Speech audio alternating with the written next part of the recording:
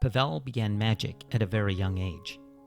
Growing up in Czechoslovakia behind the Iron Curtain, few could have imagined that he'd make his way to the U.S. and burst onto the international scene in the mid-'60s on The Ed Sullivan Show.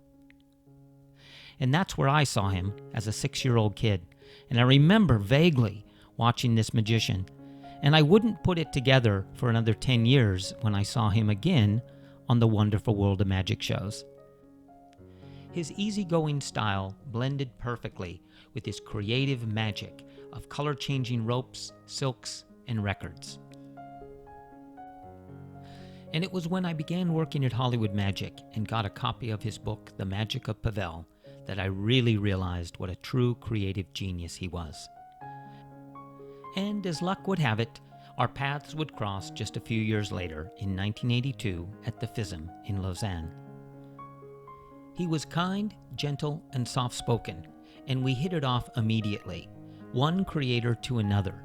He was fascinated with the effects I was doing, and I, in turn, attributed many of my ideas and creative processes to him. He seemed fascinated that I was already taking some of his ideas and pushing them further, the chameleon knots onto silk, for instance.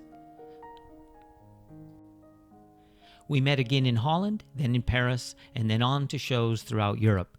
And all the while, I was so impressed with his creative process. He and I would often just sit and talk, and I would discuss with him how his thinking worked, how he was creative. And he in turn was fascinated with mine because we seemed to always have this idea of pushing the envelope further. And in my mind, he was the ultimate out-of-the-box thinker. He invited me to his magic convention in Geneva 3 times, and in turn, I invited him onto the Palace of Magic Festival in 2003. When I was planning my 2011 European tour, all it took was a single email to Pavel, and he booked me in Geneva. Sadly, the next email from him told me that he had taken ill, and by the time I arrived in Geneva, he had already passed. And so, when I look back, I remember the good times, the shows, the creative talks, all the times when we simply enjoyed performing together and creating together. He left an indelible mark on me as a young performer, and to this day, I still use many of his ideas.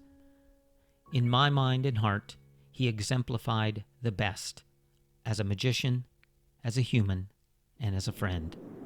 Truly one of a kind and irreplaceable.